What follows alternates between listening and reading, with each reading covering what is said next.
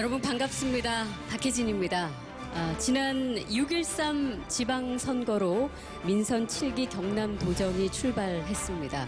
함께 만드는 완전히 새로운 경남. 여러분들은 그 변화를 느끼고 계십니까? 네. 오늘 달라진 변화, 그리고 앞으로 또 변화할 경남에 대해서 함께 고민해보는 그런 시간이 되기를 바랍니다.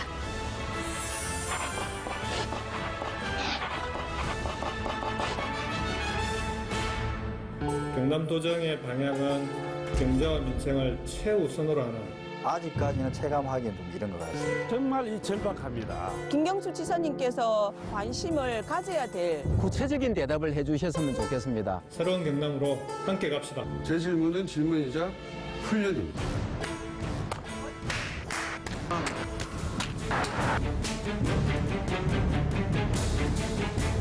나와 도지사님. 자, 김경수 도지사와 함께합니다.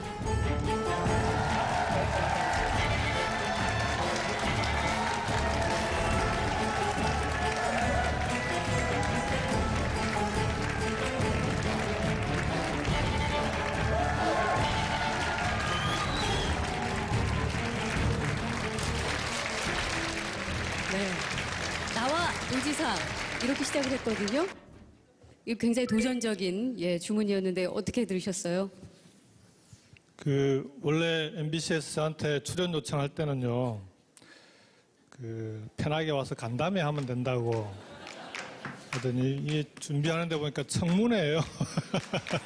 더군다나 이 나와 도지사라고 해서 이게 편한 곳이다 그랬더니 보니까 이게 나와 도지사, 이게 도지사 나와라 이런 뜻이더라. 이게 약간 중의적인 의미가 있습니다. 나와, 한번 나와 보세요. 링 위에 좀 올라와 보세요. 라는 의미가 있고, 여기서 나는 이제 경남도민들 개개인과 김경수 지사가 만나고 싶다라는 또 그런 의미도 포함되어 있는 거고요. 꼭 편한 자리는 아닌 것 같은데. 그래요, 예. 긴장되십니까? 괜찮으신가요? 예, 바로 이어가도 되겠습니까? 바로 시작하시죠. 자, 도정의 사실 모든 것들이 이 도민 개개인의 삶과 연결이 돼 있습니다. 다시 말해서 도정이 바뀌어야 또 도민들의 삶이 바뀌게 되죠. 근데 그 중심에 바꿔나가야 할 도지사가 있고, 또 도지사를 움직이게 하는 그 힘은 바로 또 도민들에게 있습니다. 아주 직접적인 상관관계에 있다는 거죠. 그래서 오늘 이 자리에는 사전에 신청하신 300인의 도민 대표가 함께 자리해 주셨습니다. 오늘 채팅방 통해서 직접 도지사에게 질문도 해주시고요. 응원도 보내주시고, 때론 질책도 해주시고, 함께 이 경남의 현안에 대해서 고민해 볼 수 있는 그런 시간이 됐으면 합니다. 지금 댓글인가요? 예. 지금 댓글은 그러면은 여기 계신 분들이 올리시는 건가요? 여러분들이 올려주시는 거. 한 분 한 분 제대로 봐놔야 되겠네요.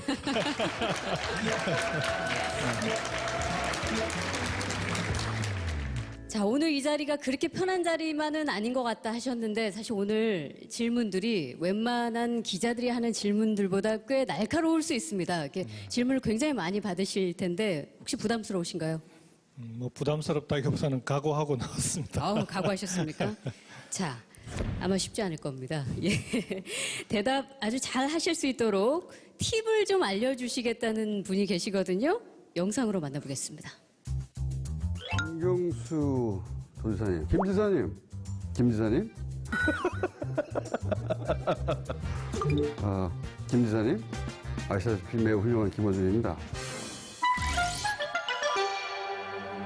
보통 이제 사람들이 말을 할 때 주어부터 수어까지 얘기하다 중간에 딴 생각이 나서 툭 끊고 다른 얘기도 하기도 하잖아요. 이분은 주어 수어가 딱딱 맞아요. 문법에 정확하게 맞습니다. 그 말을 그대로 글로 써도 이상하지 않아요. 얼마나 재미없습니까? 그럴 거면 내가 글로 읽지. 왜냐면 기승전결 주어 수로 다 들어가야 되니까요. 예. 누가 다 듣고 있습니까, 그거? 도민들도 바쁘거든요. 언제 다 앉아가지고 30분 동안 다 듣고 있습니까? 3분 이내에 전달할 수 있어요. 바빠요, 우리가. 모두가 바쁩니다. 예. 계속 질문을 짧은 시간에 답하라고. 예. 우리 김경수 지사님의 화법의 특징이라면 좀 길죠. 그래서 아마 이제 팁으로 어쨌든 질문이 많을 테지만 짧고 굵게 해달라. 제일 어려운 주문을 제일 어렵습니까? 또 오늘 저희가 이렇게 특집으로 이 자리를 가진다 하니까 또 한 분이 뜻밖의 영상 질문을 보내오셨거든요. 첫 번째 질문자 만나보겠습니다. 8살 이상 차이 날 텐데요. 아닌가요? 그래요?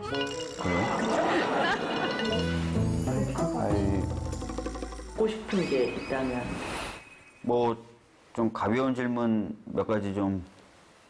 오이를 굉장히 싫어하시는 걸로 제가 알고 있습니다. 그래서 김밥을 드실 때도 다 오이를 빼놓고 먹는 나쁜 식습관을 갖고 계신 걸로 알고 있는데, 오이를 싫어하는 무슨 페이지에도 가입해 계신 걸로 제가 알고 있습니다. 고치실 마음이 없으신지 여쭤보고 싶고, 그다음에 이제 굉장히 여러 번 도전하셔서 힘들게 국회의원이 되셨잖아요. 그래서 사실은 이제 다른 도전을 국회의원이 된 지 얼마 안 돼서 하기가 어려웠을 텐데, 경남도지사에 도전을 하시게 된 가장 직접적이고 강한 동기와 원인이 무엇인지 좀 듣고 싶습니다. 예. 자, 이게 뜻밖의 알게 된 사실이 하나 있네요. 오이를 싫어하신다고요? 못 먹습니다. 아예 못 드십니까? 예, 제가 어릴 때부터 오이는 약간 알러지성 있어서 오이를 잘 못 먹는데, 이게 아무래도 좀 문제가 있는 것 같아가지고 오이를 한번 먹어보려고 애를 많이 썼거든요. 그 생오이를 술을 잔뜩 취한 채 씹어 먹어보기도 하고. 맨정신으로는 불가능하니까요. 또 오이 비누도 써보기도 하고. 근데 이게 도저히 개선이 안 되는 거예요. 그래가지고 한의사 하는 선배한테 물어보니까 오이가 되게 찬 음식. 그렇죠. 그래서 제가 찬 음식하고 체질이 안 맞아서 그런 거니까 굳이 애써서 먹으려고 할 필요가 없다. 그래서 그때부터 마음 편하게 어디 가나 오이 싫어한다고 동네방네 얘기를 하고 다닙니다. 얼마 전에 우연히 페이스북 페이지에 오이를 싫어하는 사람들의 모임이 있더라고요. 그래서 반가워가지고 이게 좋아요를 눌렀는데 그 관리자분께서 그걸 또 캡처를 하셔가지고 동네방네 김경수 지사도 우리 모임의 회원이다 막 이러면서 우리 모임은 도지사가 회원이야 뭐. 뭐 싫어할 수 있죠. 그리고 뭐 특별히 알러지가 또 있으시다고 여름에 하니까. 좀 괴롭습니다. 이 여름에 어딜 가나 전부 오이가 나오더라고요. 자, 뭐 그런 어떤 이제 개인적인 비밀을 하나 알게 된 거 플러스 또 박주민 의원이 정말 드리고 싶었던 질문은 그거였습니다. 지방선거 앞두고 출마를 한다 안 한다, 그리고 뭐 한 차례 출마 선언을 취소하고 뭐 연기하고 뭐 이런 약간 혼란스러운 상황들이 있었기 때문에 도지사 도전을 결심하게 된 어떤 강한 동기, 계기, 그것이 무엇인가? 사실은 작년 한 해 동안 이게 경남도지사 출마를 어떻게 하면 피해볼까 하고 여러 가지 시도를 많이 했죠. 그중에 이제 제일 큰 시도가 박원순 시장님이 경남 창녕 출신이거든요. 중학교까지 창녕에서 졸업을 하셨기 때문에 박 시장님이 출마하시면 내가 안 해도 되겠다. 그래서 박 시장님을 열심히 설득을 했는데 실패를 했어요. 근데 경남이 워낙 이번 지방선거에서 중요한 지역이고 또 이번 지방선거에 승패가 문재인 대통령님이 이제 성공하느냐 못하느냐의 결정적인 곳이라 결국은 중앙당에 이제 강력한 요청도 있고 그래서 마지막에 이제 결심을 하게 됐습니다. 혹시 촛불 전국에 당선 가능성이 높아서 출마한 거 아니냐? 4년 전에도 출마를 했었거든요. 그때는 홍준표 지사였는데 그때는 처음에 시작할 때 인지도가 12%더라고요. 그때도 출마를 했었습니다. 그래서 이게 뭐 당선 가능성을 떠나서 어쨌든 저로서는 뭐 원하지는 않은 길이었지만 어쨌든 숙제나 운명 같은 거다 그렇게 생각하고 받아들였다 이렇게 보시면 될 것 같습니다. 아까 오이 싫어하신다고 하시니까 지금 뭐 저희가 지금 전체 그 채팅창이 있지 않습니까? 오이 농가에서 우는 분들 많이 계시다고 지금 올려주셨네요. 다른 채소를 많이 먹습니다. 이제 본격적으로 좀 출발을 해보겠습니다. 저희 제작진이 지난 한 달 동안 경남 전역을 다니면서 도민들에게 질문을 받았습니다. 가장 많은 질문은 역시 경제 부문이었거든요. 그 중에서 요즘 핫한 이슈 중심으로 묶어봤습니다. 상남시장에 유세 오셨을 때 팬이라고 이야기했는데 기억하실지 모르겠습니다. 악수가 했습니다. 예, 저랑 나이가 같다고 이야기를 했습니다. 안녕하세요. 저는 상남시장에서 채소를 판매하고 있는 전옥선입니다. 제로페이가 나온 지가 제법 되어 가고 있는데 홍보도 또 많이 안 돼 있고 이러기 때문에 상인들은 기대하시는 분들도 있고 또 뭐 그렇지 않은 부분들도 있고 정말로 그 소비자들 또 소상공인들에게 도움이 될 수 있는 그런 어떤 구체적인 그런 것까지도 반영이 돼서 그런 제로페이가 빨리 어차피 진행될 거라면 빨리 이루어졌으면 하는 그런 바람입니다. 김경수 지사님 반갑습니다. 저는 중소기업을 제조하고 있는 대표 김명환입니다. 스마트 공장 구축을 통해서 많은 활약을 하고 계시는데요. 제가 여쭙고 싶은 거는 도지사님의 지금 비전이나 또 거기에 따른 시간 이런 걸로 봤을 때는 좀 급하게 가야 되는데 다만 이제 이렇게 단기간에 우리가 1년에 500개 정도의 스마트 공장을 구축해야 되는 목표를 가지고 계시는데 거기에 대한 구체적인 방안이나 로드맵이 있으면 좀 말씀해 주시면 감사하겠습니다. 네. 도민들이 가장 궁금해하는 경제회생 정책은 이 스마트 공장 그리고 제로페이가 과연 현실화될 것이냐 이 문제입니다. 내년부터 2022년까지 매년 500개씩 2,000개의 스마트 공장을 구축한다 이렇게 이제 지사님께서 발표를 하셨는데 이거 뭐 지금 사실 내년부터라고 하면 한 4년 안에 매해 500개씩 이거 현실적으로 가능한 이야기냐 너무 성과주의 아니냐 이런 지적이 있거든요. 어떤 답변 주시겠습니까? 원래 이제 이 공약을 이제 만들고 계획을 세울 때 공무원들하고 이제 도청 공무원들하고 얘기를 하면서 숫자로 안 했으면 좋겠다. 왜냐하면은 이게 워낙 스마트 공장이 다양한 그 방식으로 되기 때문에 뭐 숫자 몇 개 이렇게 하는 것보다는 제대로 하는 게 중요하니까. 근데 이게 예산을 세우려면 숫자를 안 만들 수가 없더라고요. 그래서 이제 500개씩이라고 했는데 500개씩 2,000개를 하는 건 그렇게 어렵지 않습니다. 왜냐하면은 지금 이 경남에서 스마트 공장 제조업 혁신을 추진하면서 경남도의 힘만으로는 안 될 것 같아서 정부 차원에서 이건 같이 가야 된다. 제조업 혁신 전략을. 그래서 12월 중순쯤에 정부 정책이 발표가 될 예정입니다. 그렇게 되면은 이게 이제 한번 분위기가 붙고 불이 붙으면 숫자는 어렵지 않을 것 같고요. 오히려 더 중요한 건 이걸 얼마나 제대로 그 경쟁력을 강화시키고 생산성을 올릴 수 있도록 제대로 하느냐. 그게 지금 제일 중요한 과제일 것 같습니다. 자, 그리고 또 한 가지 질문은 제로페이 문제였습니다. 쉽게 표현하자면 그 카드 수수료 없애주는 정책이잖아요. 맞습니다. 그래서 이거 언제부터 시행할 것이냐, 시행이 되는 건 맞느냐 이런 질문이요. 12월 중순에 지금 예정으로는 12월 17일 날 시범 실시를 할 예정입니다. 경남에는 창원시 전역에서 시범 실시를 하고요. 서울시하고 창원시가 시범 실시를 하는데 전면 실시는 내년 1, 2월경 시범 실시 결과를 보고 할 텐데 내년 초에는 내년 빠르면 1월 중으로 전면 실시가 가능하다 이렇게 말씀드릴 수 있을 것 같고요. 이 부분은 이 제로페이 나오면 꼭 박원순 시장님한테 고맙다는 얘기는 꼭 해야 됩니다. 네. 박 시장님이 시작을 하셨고 그다음에 경남이 같이 해서 정부에서 중기부에서 이제 전국적으로 하는 사업이기 때문에 뭐 자영업 하시는 분들이 카드 수수료 문제 하나라도 좀 제대로 해결하고 가자. 그래서 제로페이가 활성화돼도 좋고 아니면은 제로페이로 인해서 이번에 정부에서도 왜 카드 수수료 인하를 했잖아요. 네. 그러니까 그런 효과가 나타나는 거 아니냐. 또는 뭐 카카오페이나 다른 페이들이 확산되는 것도 제로페이의 전 효과라고 보고 어쨌든 우리 자영업 하시는 분들이 제발 카드 수수료 걱정은 좀 안 하고 할 수 있도록 그런 사회를 꼭 좀 만들어야 될 것 같아요. 네. 자, 시작한 지 얼마 되지 않았는데 채팅창으로 도지사님에게 이런 글이 올라왔습니다. 정은자 씨께서 도지사님 질문 하나에 답변이 너무 깁니다. 많은 분들이 질문하고 있습니다. 이런 글 올려주셨고요. 네. 자, 일자리 문제와 함께 또 이야기 되어야 할 부분이 그 전에요. 예. 좀 전에 그 제로페이 질문하신 분이요. 네. 채소 가게 아주머니. 거기 앞에 오이가 떡하는 네. 보셨죠? 그러니까 일부러 그렇게 찍으신 거지. 편집이 아주 좋았습니다. 저는 한국GM 창공장에서 일하다 해고된 비정규직 노동자인 최선재라고 합니다. 지사님께 꼭 하고 싶은 말이 있어서 이 앞에 섰습니다. 도지사님께서 지난 5월 달에 한국GM 관련해서 특별위원으로 활동했던 것으로 알고 있습니다. 하지만 아직까지 어떤 문제도 해결되지 않았습니다. 현재까지도 GM은 법인 분리와 구조조정을 밀어붙이고 있습니다. 경남도의 도지사이신 김정수 도지사께서 이 문제를 어떻게 생각하시는지 의견을 듣고 싶습니다. 예, 저는 민주노총 경남지역본부에서 조16장으로 일하고 있는 최이태라고 합니다.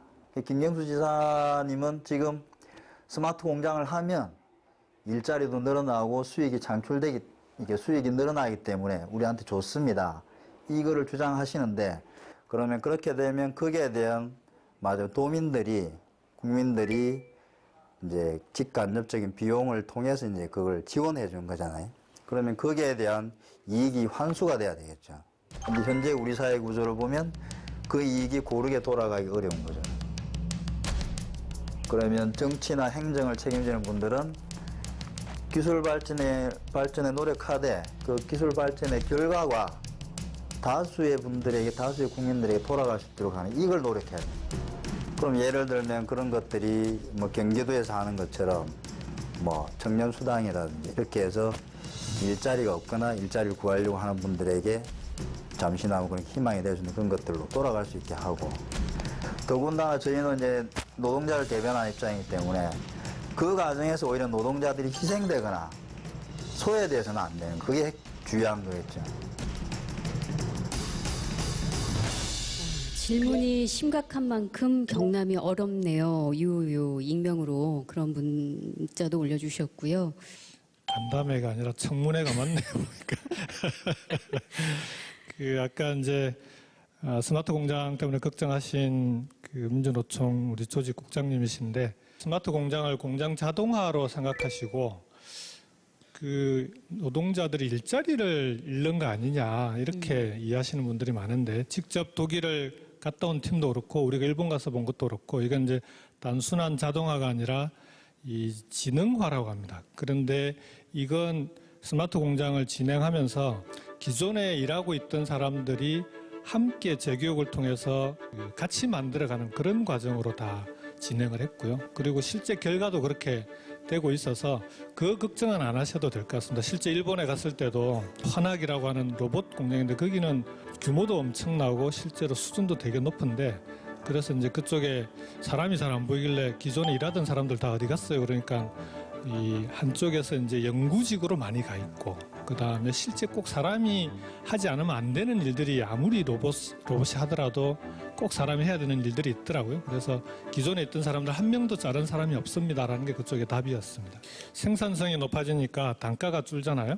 단가가 낮아지면 기본적으로 경쟁력이 강화되면서 매출이 늘어나는 경우들이 많습니다. 그러면은 오히려 고용이 늘어나는 스마트 공장이 훨씬 비율도 높고, 실제 평균적으로도 지금까지 스마트 공장으로 전환한 공장들을 중기부에서 전수조사를 했는데 전체 평균도 고용이 늘어난 걸로 우리나라도 그렇게 결과가 나오고 있습니다. 혹시 그것과 관련해서 청년 일자리 문제도 같이 연계되어 있습니까? 그러니까 새로 매출이 늘어서 이제 고용을 새로 늘리면은 그때 고용되는 사람들은 대부분 청년들이고요.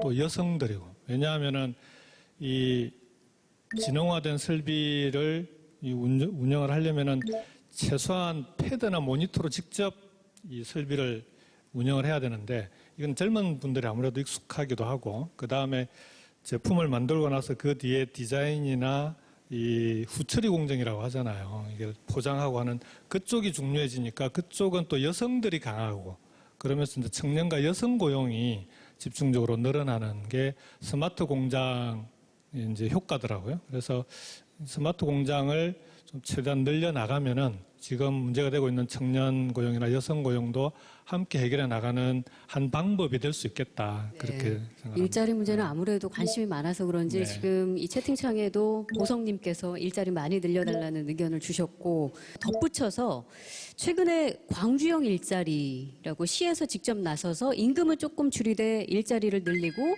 그 임금 줄인 부분을 복지로 좀 채워준다. 이제 이게 골자인데, 그것과 경남형 일자리의 차이는 무엇이냐? 근데 광주형 일자리는 대기업을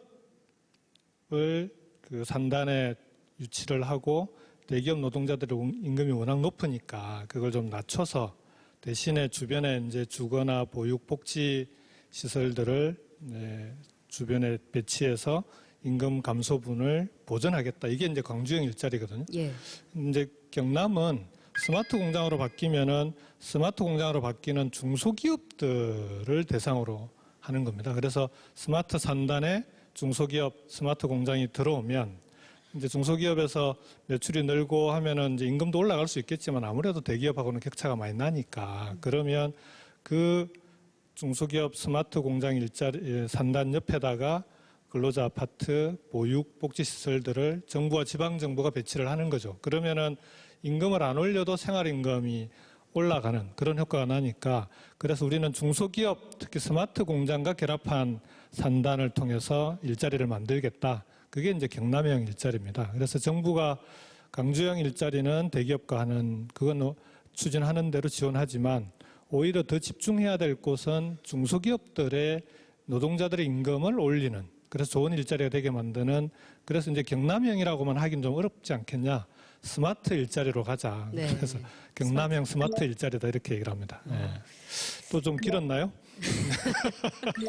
우리 이제 방청객 여러분들이 판단을 해주실 것 같고요. 자, 그 영상 중에 이런 질문도 있었습니다. 지난 5월에 고용노동부가 한국 GM 이 창원 공장 비정규직 노동자들에 대해서 이것은 불법 파견이다 이렇게 판정을 했고, 그러므로 직접 고용을 해야 된다라고 했는데 지금까지 사측이 시행하지를 않고 있는 실정이거든요. 근데 뭐 김 지사님은 한국 GM 특별대책위원회 위원으로도 참여를 했었기 때문에 왜 도대체 지금까지 이 답변을 들을 수가 없느냐 답답한 심경을 토로해 주셨어요. 일단은 한국 GM의 비정규직 문제는 좀 심각합니다. 774명이 대상인데 이 문제는 해결을 해야 되는데 이건 노사정 대화가 꼭 필요합니다. 노사정 대화를 통해서 풀어야 되고 회사 측은 아직까지는 이걸 해결할 그런 좀 의지가 별로 없는 상태라 한국 GM을 대상으로 이 부분은 노사정 협의가 필요한데 그 이전에 지금 더 시급한 건 창원에 있는 GM 공장, 한국 GM의 국내 공장이 더 이상 문을 닫지 않도록 만드는 게 훨씬 중요합니다. 지금 전 세계 7개 공장을 또 문을 닫겠다고 했기 때문에 그래서 창원 같은 경우에는 8,250억을 10년 동안 투자하겠다고 약속을 했고 저희 승용차하고 SUV를 결합한 소울 같은 차 있잖아요. 스포티지나 이런 차를 GM에서 이제 21만 대를 생산하도록 만들겠다고 그랬거든요. 그 약속을 지키게 만드는 게 지금은 훨씬 중요해서 우선은 한국 GM과의 협의를 통해서 그 약속을 창원 공장에 지키게 만들고 그 과정에서 비정규직 노동자들 문제까지도 협의를 통해서 풀어나가는 그런 대책이 좀 필요합니다, 실제로. 자, 계속해서 다음 질문으로 넘어가 보겠습니다. 지금 인구 중에 걸리는 게 노인이죠. 노인뿐이죠. 애들은 뭐 없고 전부 노인들 뿐이라 65세 이상이면 뭐 두 발만 뛰어도 전부 노인이죠. 노인 아닌 사람이 별로 있어야지. 지사님 안녕하십니까. 저는 대한노인의 합천군 지회장 이성출입니다.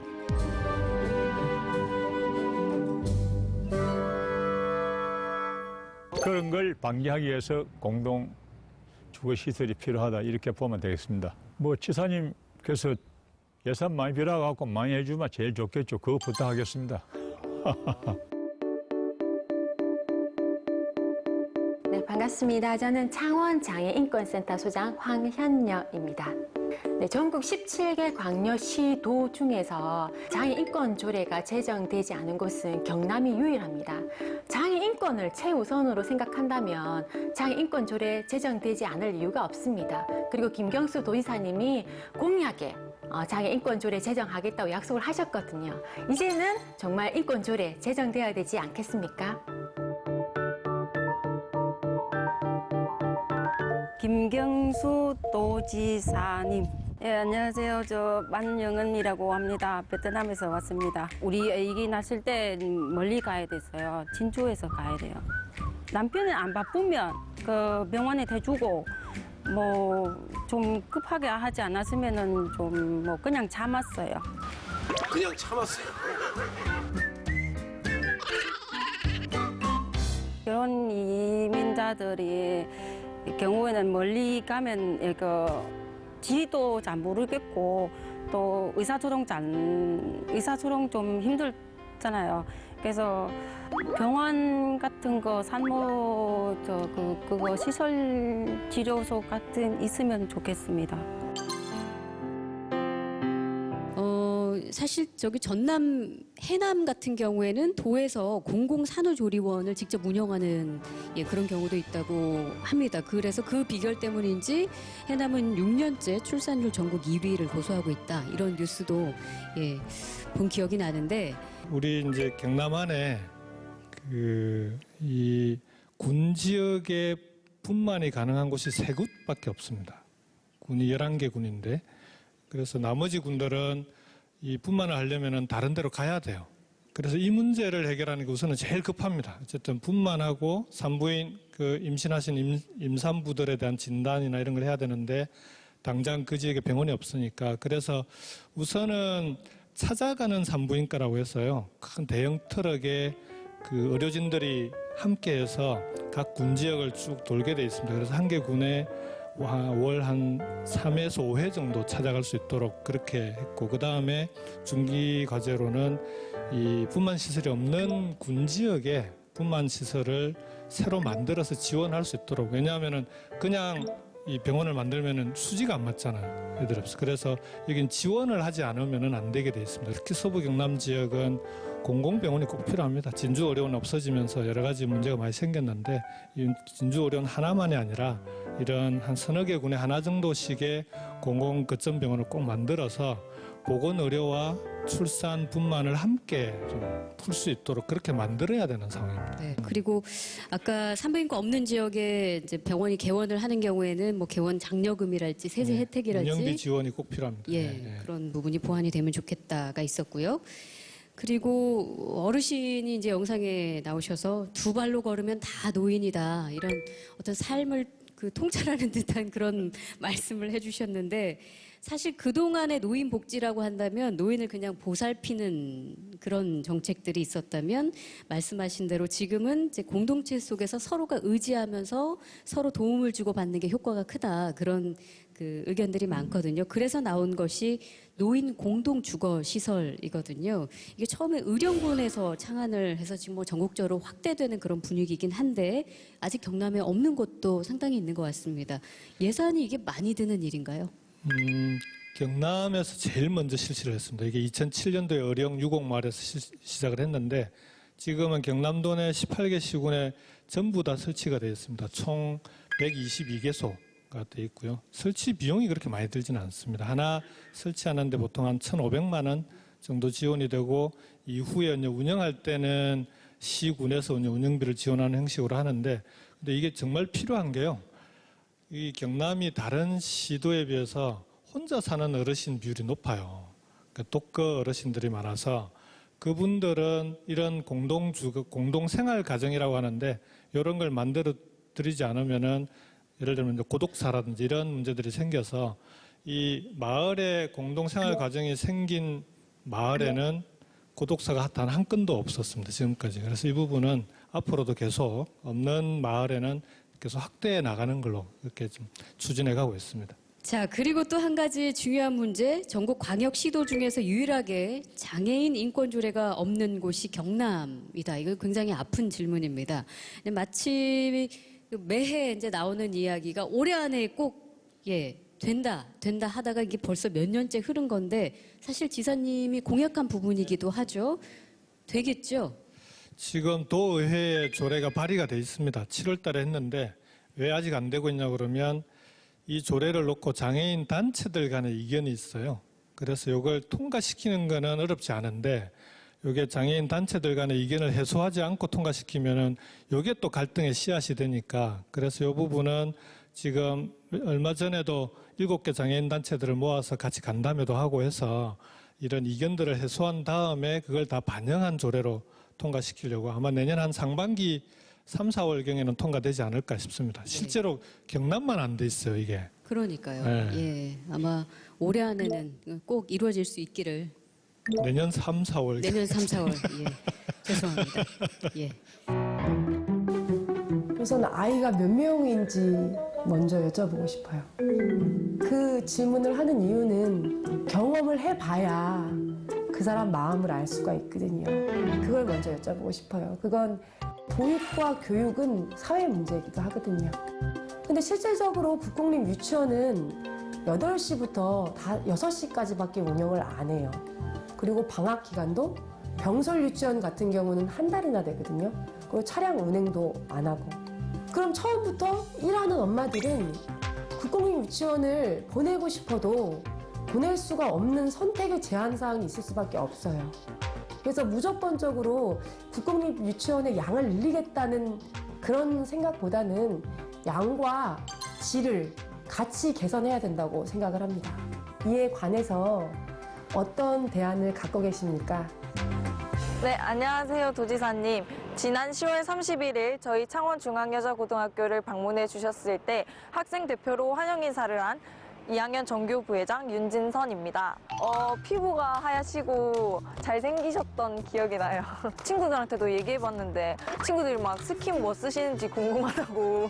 교육감님께는 죄송하지만 진짜 많은 친구들도 도지사님 피부가 더 좋다고.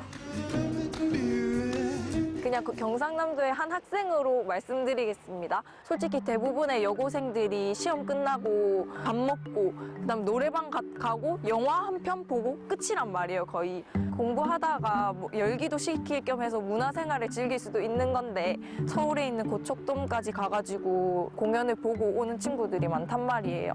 경상남도에 그런 시설이 많이 없다는 점에서 좀 아쉽다고 느끼고 있었습니다.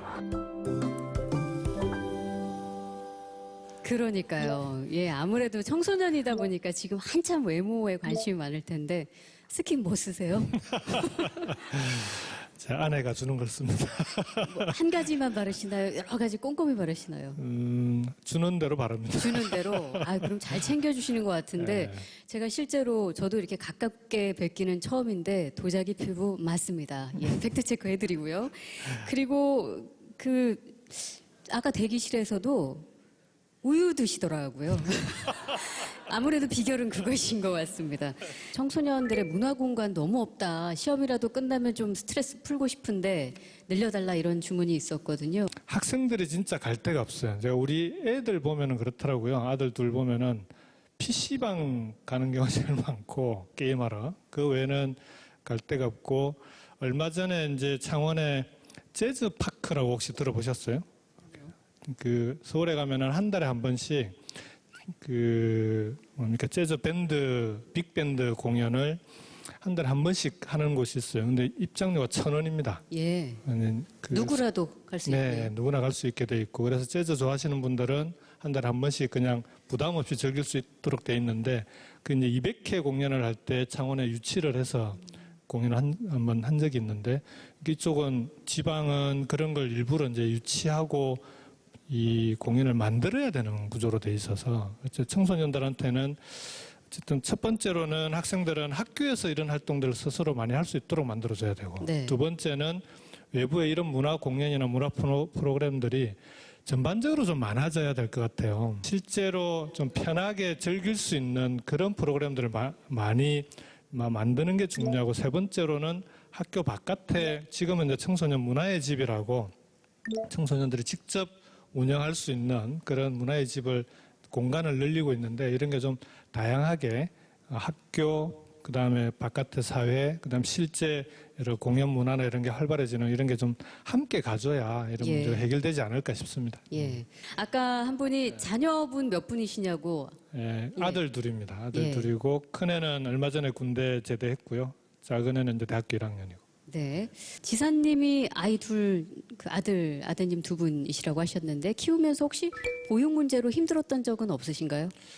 제가 키웠다고 하면은 좀 민망한 사실은 제가 이제 워낙 국회, 그다음 청와대, 국회의원 또 도지사 이렇게 쭉 이어져 오면서 아이들은 아내가 거의 키웠다고 보면 맞을 것 같고요. 저는 옆에서 정말 거들었다라고 해야 되는데 다만 어쨌든 경남만이 아니라 대한민국이 아이 키우기 좋은 나라가 되지 않으면은 출생 문제는 해결 안 되지 않겠습니까? 다만 이제 보육시설 말씀하신 부분은 국공립 유치원만 말씀하셨는데 국공립 유치원이 있고 국공립 어린이집이 있거든요. 이제 국공립 어린이집은 그 2022년까지 40%로 확대하려고 추진 중인데 유치원은 이게 이제 경남도 소관이 아니고 교육청 소관이에요. 교육부 소관이라 직접 하지는 못하는데 경남교육청도 국공립 유치원을 확대해 나가기 위해서 이제 노력을 하는데 문제는 국공립 유치원이 이제 병설 유치원이 학교에 만들거든요. 거기는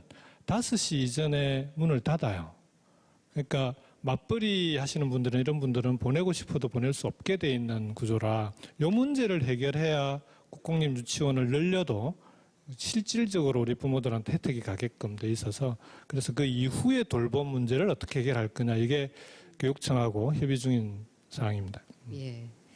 그 말씀에 공감이 됩니다. 또 뭐 국공립은 5시, 4시, 5시지만 일반 유치원 2시 정도면 끝나거든요. 그러면 이게 뭐 일자리하고도 또 다 연계가 되는 게 여성들의 경력 단절이 자연스럽게 이어질 수밖에 없기 때문에 예, 굉장히 세심하게 예민하게 접근해야 할 그런 문제라고 생각이 들고요. 김연수님께서 이게 뭐 꼭 국공립 유치원 증설만이 답이 아니라 교육 환경, 인성 바른 선생님들 양성도 중요하다고 생각합니다. 역시 보내주셨어요.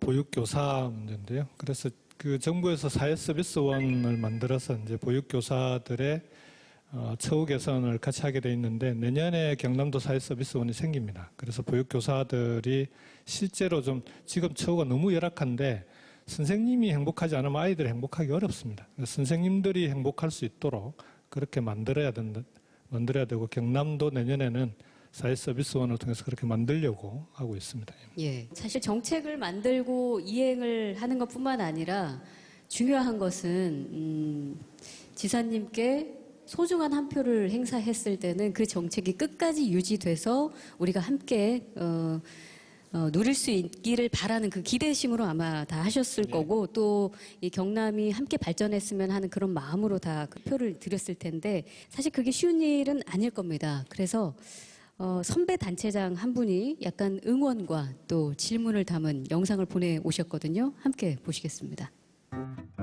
네, 여러분 안녕하세요. 반갑습니다. 서울시장 박원순입니다. 김 지사님, 제 고향이 경남 창녕인 거 아시죠? 아무튼 좀 특별히 좀 부탁해도 되지? 예, 우리 김경수 지사님도 저하고 과가 같은 것 같아요. 좀 이렇게 수줍어하는, 저도 사실 이렇게 대중 앞에 처음에 났을 때는 굉장히 가슴이 이렇게 막 두근두근하고 진짜 A형이거든요. 진짜 A형인데 우리 김경수 지사님 혈액형도 A형이 아닐까 싶은데 무슨 형인지 궁금하네요. 또 하나 더. 아니 우리 김경수 지사님은 이렇게 국회의원을 하셨잖아요. 근데 국회의원이라는 건 좀 훈수 두는 자리인 것 같아요. 그 대신 이 지사나 시장 같은 단체장은 일을 하는 자리거든요. 그러니까 이게 서로 같은 정치인이라고는 하지만 약간 다른 것 같은데 경남지사 하시면서 국회의원 하실 때하고 비교하면 좀 뭐 굉장히 좀 재밌는 것도 있고 힘든 것도 있을 것 같은데 어떻게 느끼시는지. 예, 김경수 지사님 이렇게 의회 밖에서 또 이렇게 뵙게 되니 더욱 반갑습니다. 경상남도 의회 건설소방위원장을 맡고 있는 강민국입니다. 젊은 또 정치인으로서 평소 제가 개인적으로 궁금한 점이 하나 있습니다. 4년 뒤에 대통령 선거를 나가실 건지 솔직하게 대답해 주십시오. 네. 먼저 A형 맞으시나요? AB형입니다. AB형이신가요? 의외겠지만 AB형입니다. 아까 화면 보니까. 근데 제가요, 자랄 때는 A형인 줄 알고 자랐어요. 그래요? 초등학교 6학년 때 생활기록부에 A형이라고 돼 있어서 저는 A형인 줄 알고 대학교 1학년까지 A형처럼 살았어요. A형처럼 사는 건 어떻게 사는 겁니까? 이 소심하고 세심하고 그러니까 소심한 천재 이렇게 돼 있어서 저는 그 천재에 꽂혀가지고 그랬는데 대학교 1학년 때 헌혈을 했는데 A형입니다 하고 헌혈을 했는데 검사를 하잖아요. AB형이라는 거예요. 그래서 그때 하신 거예요? 네, 잘못됐다고 다시 해보라고. 근데 AB형이더라고요. 김경수 당에서 AB형이라 대답이 길다. 나만의 세계에 빠지는 AB형. 네, 그렇게 했고, 예. 차기 대권에 대한 질문 아까 있었습니다. 이 질문은 좀 정말 안 해줬으면 좋겠어요. 제가 이제 오죽하면은 얼마 전에 인터뷰할 때는 가능하면 제가 다음 도지사 재선에 꼭 도전하고 싶습니다. 이렇게 답변을 대신하기도 했는데 저는 우선 경남이 워낙 힘들고 어려워서 경남의 일을 경남도지사로서 제대로 해내는 게 제일 중요하고요. 그다음에 대권은 제가 져야 될 짐은 아니라고 봅니다. 경남도지사까지는 문재인 대통령을 대통령으로 만들었고 그다음에 정부를 책임지고 있는 대통령이 성공할 수 있도록 하는 것까지가 제 책임이기 때문에 그거는 제가 어쨌든 져야 되는 짐이라고 보지만 대권은 뭐 훌륭한 분들도 많이 있고요, 지금. 그래서 그 짐은 저한테 안 지워줬으면 좋겠다. 안 지워줬으면 좋겠다지만 지워주면 할 수도 있다. 그런 건가요? 그러니까 지금은 아니다. 박혜진 아나운서님도 집요한 분이 좀 있네요. 아니, 김 지사님을 만나니까 저도 좀 궁금한 부분이 있어요. 아니, 요즘에도 그 보도를 보면 아직 그 대선이 남아있긴 하지만 소위 차기 잠룡이라고 해서 뭐 지지도 조사도 하고. 제가 질 짐은 아니다. 제가 질 몫은 아니다라고 생각합니다. 지금은? 이후에도. 향후에는 또 달라질 수도 있으시다. 향후에도 그 생각은 크게 바뀌지 않을 거다라고. 그런가요? 생각합니다. 예. 문미진님이 할 때 되면 하는 거지 뭐 벌써 하면서 약간 그런 말씀을 해주셨고. 정치인으로서의 지금의 목표는 성공한 경남도지사. 그러니까 도지사가 성공하는 건 개인이 성공하는 게 아니라 경남이 성공하는 문제입니다. 경남이 제대로 성공할 수 있도록 만드는 게 제일 중요하다고 봅니다. 예.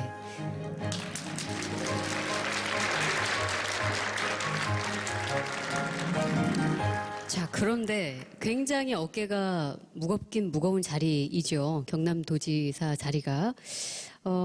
국감 때 그런 질문을 받으셨더라고요. 국회의원과 도지사 중에 이제 하나를 선택하라고 한다면 뭘 선택하겠냐 했더니 국회의원이라고 답을 하셨어요. 그 앞뒤가 지금 좀 맞지 않는 이야기지 않습니까? 그러니까 이건 책임인 거죠. 제가 져야 될 책임이고 제가 져야 될 짐인 건데 지금도 선택하라고 하면은 국회의원이 훨씬 자유롭게 여러 가지 일을 할 수가 있는, 그러니까 그것도 스스로 자기가 하고 싶은 일을 할 수 있는 자리가 국회의원인 것 같고요. 그다음 또 하나는 뉴스를 볼 때 차이가 있습니다. 국회의원은 뉴스를 아주 편하게 봅니다. 자기가 책임 안 져도 되니까. 근데 도지사가 되고 나니까 뉴스를 보는데 지역 뉴스가 나오기 시작하면은 다 저게 일이에요. 편하게 보기가 좀 어렵더라고요. 그래서 어쨌든 도지사보다는 국회의원이 책임으로부터는 좀 편한 자리인데, 근데 이제 보람은 도지사가 되고 나면은 이제 도청에 직원이 이제 소방직을 빼면 한 2,000명 되니까 뭔가 계획을 세우고 얘기를 하면은 그게 빨리빨리 진행이 되고 실행되는 건 분명히 있더만요. 그래서 그런 점에서 보람은 도지사가 더 있을 수도 있겠다 이런 생각을 합니다. MBC 경남 창사 50주년 특집 나와 도지사 함께 하고 계십니다. 이번에는 좀 특별한 분을 한번 모시고 이야기를 나눠볼까 하는데요. 카피라이터로 유명하신 정철 씨 모시겠습니다.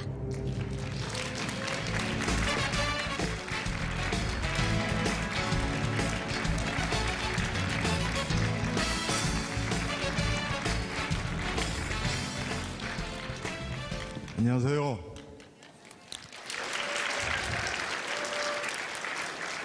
A병입니다. 아, 그러신가요? 어딘지 모르게 비슷한 면이 있는 것 같아요. 옷을 편하게 입고 오셨는데 저도 좀 맞추게 외투를 벗으면 안 되겠습니까? 좀 덥죠? 좀 덥네요. 편하게. 외투를 벗어도 괜찮을까요? 아니, 뭐 외투 하나 벗는데 그렇게 좋아하십니까? 이 자리가 제가 가운데 앉는 게 맞는 건가요? 이게 좀 이상한 것.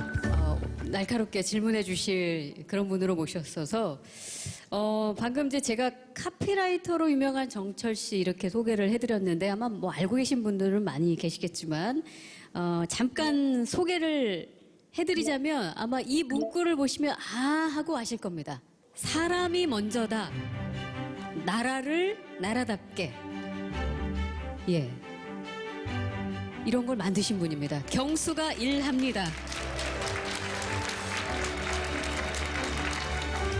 근데 우리 정철 씨 가까이서 이렇게 옆에서 뵈니까 이렇게 두 분이 이렇게 오버랩이 되는데 김재동 씨와 박희순 씨의 느낌이 좀 있지 않나요? 저는 김재동 씨라고 주장을 하는데요. 아니다, 박희순이다. 뭐 이렇게 주장. 두 분이 다 있습니다. 예. 예. 자, 근데 좀 궁금해지는 건 두 분의 인연이 어떻게 시작되셨는지. 처음에는 이제 카피라이터와 정치인 뭐 이렇게 만났는데 지금은 꽤 이제 친해졌죠. 친한 거 맞나요? 혼자만 그렇게 생각하신 거 아니시죠? 뭐 본인이 뭐 끓이는 게 좀 있으신가요?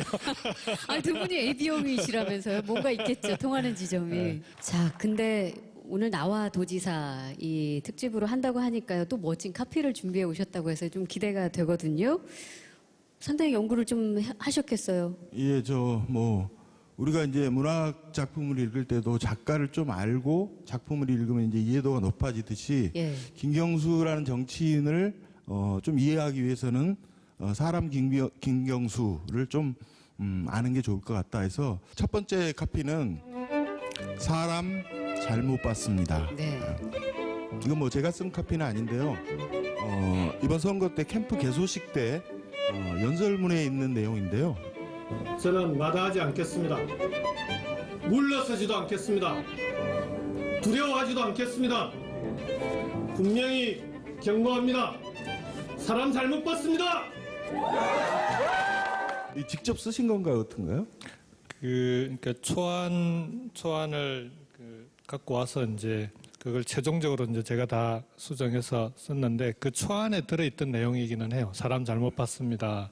근데 그걸 놓고 캠프에서 이걸 연설문에 끝까지 넣을 거냐 말 거냐 논란이 좀 있었습니다.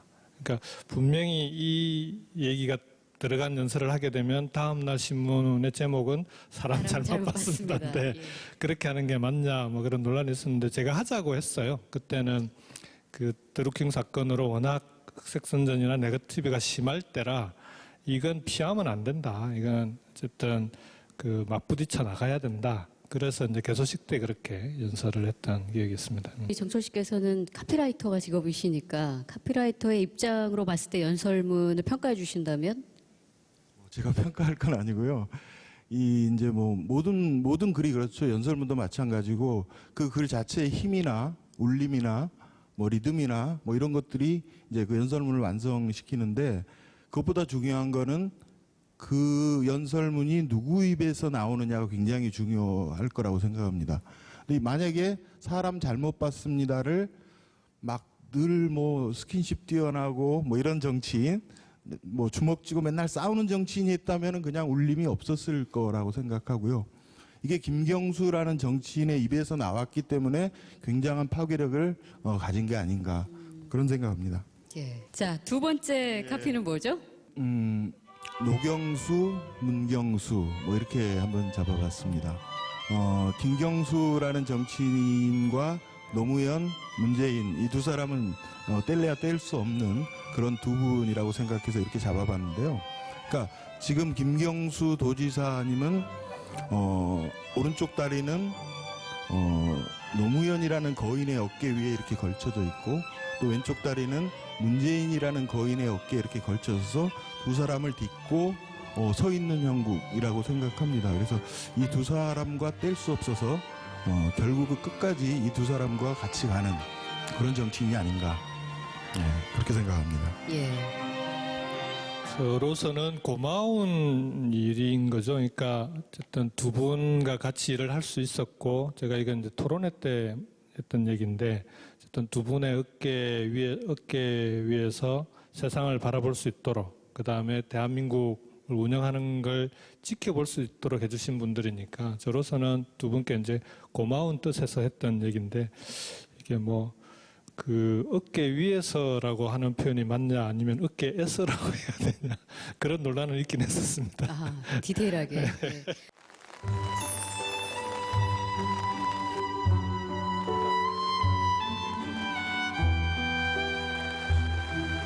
그래서 정상인 바위가 사자바위 이렇게 붙어져 있고. 네, 반갑습니다. 저는 노무현 재단에서 근무하고 있고 대통령 묘역의 의전을 담당하고 있는 천호철입니다. 지난달에도 그 도지사께서 이곳 대통령 묘역을 방문하셨는데요. 우리 일반적인 어떤 방문객들 오시면은 저희가 의전으로서 이제 모셔서 대통령께 인사를 드리는 반면에 우리 도지사께서는 사실 그 자율적으로 이렇게 편안하게 찾아오시는 편입니다. 한번 뵙고 싶어서 온다는 그런 느낌을 많이 받게 하는 그런 순간들이 많습니다. 제일 궁금했던 거는 근데 사실 여기서 뭘 하고 싶으실까가 참 궁금했어요. 저는 이제 그 지사님보다 좀 더 늦게 왔기 때문에 제가 왔을 때 사실 지사님께서 계셨는데 근데 이제 과연 여기 봉하마을에 뭐가 있기 때문에 왔을까? 대통령께서 이제 서거를 하시고 이곳에 계시지 않음에도 불구하고 많은 분들이 다시 돌아가셨거든요. 근데 이곳에 남아서 어떤 것들이 좀 더 하고 싶었기 때문에 이곳에 계셨는지 그런 부분이 좀 개인적으로 많이 궁금하고요. 지사님 자주 오시고 양손 무겁게 와주십시오. 저희들 기다리고 있겠습니다. 돌보는 사람도 지금도 좀 그렇죠.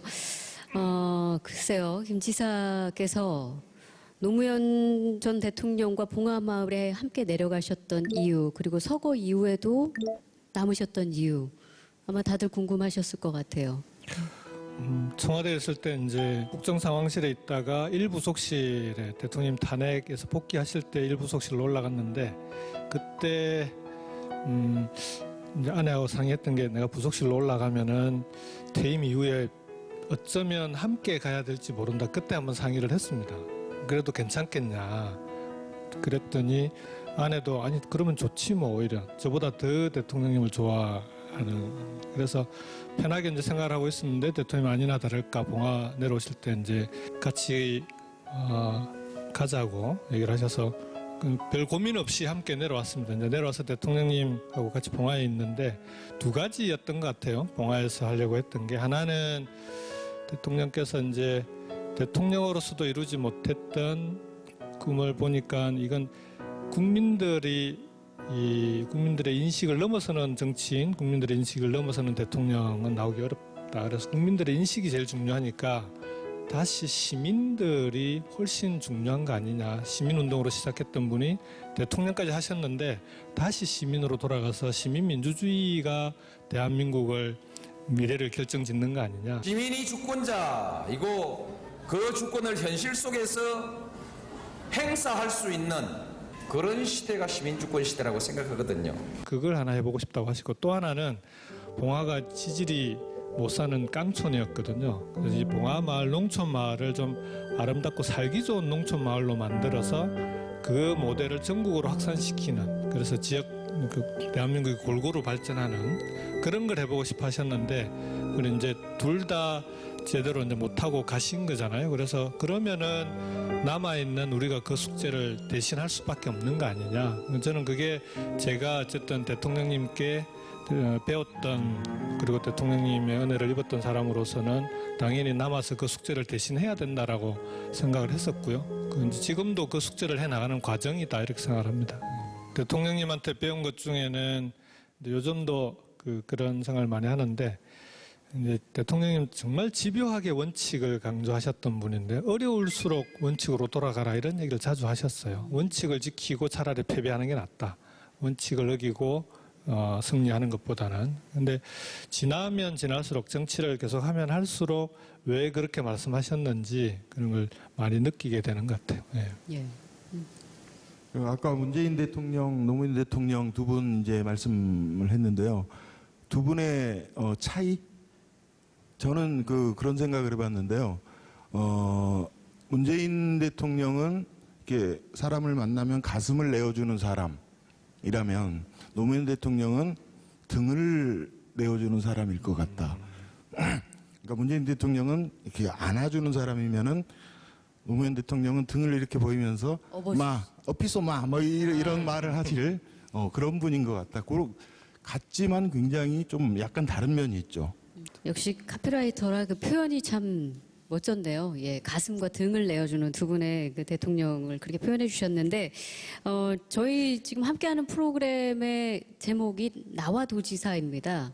그래서 그거에 대한 좀 평가도 한번 여쭤보고 싶은데 잘 지었죠? 예, 뭐 중의법 아까 말씀하셔서 저도 그런 느낌 받았고요. 제목으로 100점 만점에 한 99점 아, 1점 부족한 건 뭔가요? 제가 안 써. 99점. 욕심이 많으시군요. 자, 김재동 씨를 많이 닮은 작가이자 카피라이터 정철 씨였습니다. 다시 한번 큰 박수 보내주시기 바랍니다. 고맙습니다.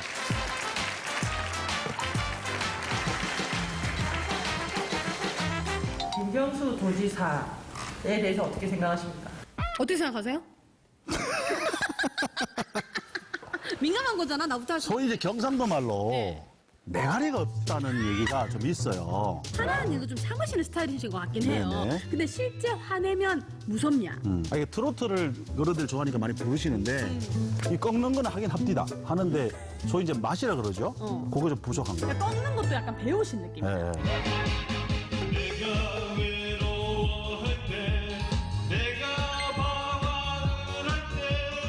이게 원래 노래는 가곡을 좋아하시는 것 같은 느낌인데 갑자기 분위기가 되니까 트로트를 하셔야 되는 건 알아요. 근데 그게 좀 의무감 같은 거로 느껴지는 느낌? 네, 좀 그런 느낌. 알아듣겠지요, 우리말? 김경수 도지사님, 예. 나와! 네, 예. 뭐 많은 분들 공감하셔서 웃음으로 화답을 해주신 것 같습니다. 자, 지금부터는 조금 긴장하셔야 될 시간입니다. 네티즌들의 쓴소리들 중에서 가장 많은 질문 2가지 추려봤습니다. 직접 읽고 답을 해주셔야 되는 거예요. 받으셨죠? 네, 좀 전에 갖다 주시네요. 첫 번째 쓴소리. 김경수가 문재인 대통령에게 드루킹 보고 안 했다고 하는데 국민들 몇 프로가 믿겠나? 저는 이건 몇 프로가 믿는가는 중요하지 않다고 봅니다. 진실이 중요하다고 봅니다. 진실만 보고 가신다.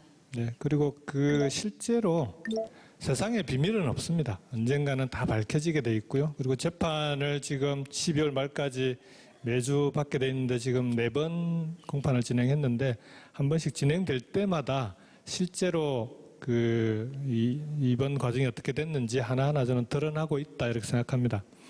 드루킹 관련해서는 사실 뭐 굉장히 논란이 여전히 진행 중이지만 또 재판 진행 중인 상황이라서 그 결과를 좀 보고 이야기를 해야 할 것이고 재판의 결과로 말씀을 드리겠습니다. 알겠습니다. 자, 그럼 2번째 쓴소리 읽어주실까요?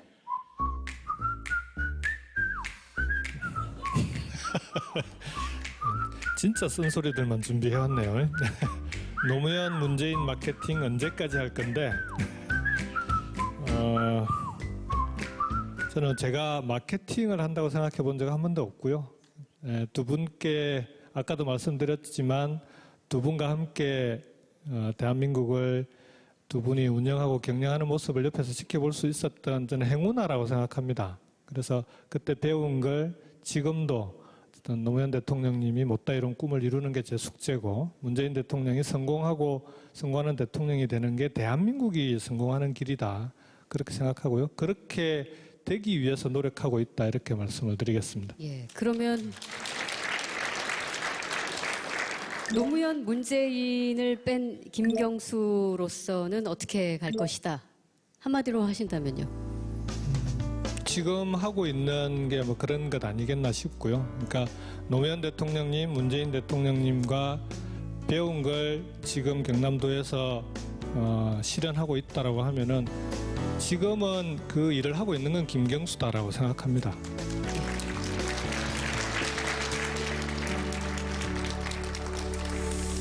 이게 쓴소리 같이 많이 느껴지셨습니까? 지금 저희가 2개 드렸잖아요. 쓴소리가 아니었나요? 아니, 상당히 별로 당황하지 않으시고 답변을 해주신 것 같아서요. 이 비슷한 얘기들을 숱하게 듣고 다닙니다. 너무 많이 들으셔서. 아직 끝난 건 아닙니다.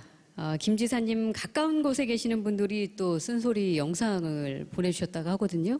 보시죠. 이렇게 영상으로 인사드리니까 저는 어색합니다. 그냥 커피 마시고 가까이서 뵙다가 오늘은 특별히 영상으로 인사드립니다. 일정이 원체 바빠서 업무 시간 외에 6시 반에 이분 만나가지고 이제 현안 문제를 좀 같이 얘기를 한 적이 있는데 귀담아 들어주시고 그런 모습은 참 좋았어요. 다만 제가 생각할 때는 본인이 생각하는 막연한 어떤 그 도지사, 지자체장 이런 부분을 고민하고 있던 거를 좀 이상과 현실이 아직 좀 그 접목 단계 아닌가 당장은 지금 직원들 여론이나 이런 거 보면 피곤하다. 일단 피곤하다. 지사님께서 들어오시고 난 뒤에 우리 혁신을 많이 강조하시는데 실제 일을 해야 될 부서에는 사람이 적어지고 혁신팀에만 많은 사람이 가니까 도민을 위해서 더 일하기가 힘들어지고 사람이 없어지는 거 아닌가. 이게 맞냐. 뭐 혁신 뜬구름 잡는 얘기만 하고 이런 불평, 불만들이 직원들 많이 가지고 있습니다. 저도 지사님 생각하는 혁신이 잘 이루어지길 바랍니다만 시간이 갔는데도 혁신은 제대로 안 되고 겉에서 맴돌고 일할 인력은 일을 더 힘들어지고 이래서 도민들이 더 만족하지 못하고 이럴까 싶어서 걱정이 됩니다. 지사님 명쾌하게 답변을 좀 해주십시오. 저는 서부경남 공공병원 설립 도민운동본부의 대표를 맡고 있는 강수동입니다. 우리 문재인 대통령도 박근혜 전 대통령의 적폐청산 이거를 가장 중요한 우리 국정과제로 삼았지 않습니까? 적폐가 여러 가지 있지만 그 중에 이제 가장 컸던 게 진주어려운 강제 폐업과 관련된 적폐입니다. 진주어려운 강제 폐업에 앞장섰고 주도했던 공무원들이 완전 초고속 승진을 해가지고 지금 도청에 고위직에 있다라고 공공연히 알려져 있습니다. 당시에 우리 진주어려운 직원 245명, 가족까지 치면 한 1000명 되는 우리 진주 시민이 하루아침에 길거리에 나앉은 것이고 그 사람들이 지금 현재도 주홍 글씨가 씌어져 가지고 취직도 안 되고요. 이런 일에 대해서 아무도 책임지는 사람이 없으면 그 정말 너무도 그건 불공평한 일 아닙니까? 피해를 본 사람들은 어디에서 보상을 받아야 됩니까 도대체? 비록 6년이라는 세월이 흘렀지만 지금이라도 진주어려운 강제 폐업과 관련된 진상조사를 하고 관련해서 사법적으로 행정적으로 책임을 질 사람에게는 책임을 물어서 다시는 진주어려운 강제 폐업과 같은 일들이 재발되지 않도록 그렇게 좀 조치를 취하실 의향은 없으십니까? 네, 진주 의료원 폐업 당시 진상조사 그리고 그때 당시 관련 공무원 처리 필요하지 않느냐, 실제로 그 공무원들이 지금도 고위직에 있다고 하던데 사실이냐라고 질문 주셨어요. 네, 사실이고요. 저는 정책을 잘못 집행했을 때 그 잘못된 정책의 책임은 도지사와 그 도지사와 함께했던 정무직들이 지는 게 저는 그게 그 민주주의 사회의 기본 원리라고 생각합니다. 그리고 그 정권이 바뀌고 나면 정책으로 심판하는 겁니다. 잘못된 정책을 올바른 정책으로 만들어서 그 정책을 공무원들과 함께 제대로 올바른 결과를 내므로써 과거 정책이 잘못됐다라고 하는 걸 그 정책으로 심판하는 거고요. 근데 공무원들한테 과거에 잘못된 것에 대해서 법에 위반되지 않았는데 그걸 일일이 책임을 다 물으면 공무원들이 일을 할 수가 없습니다.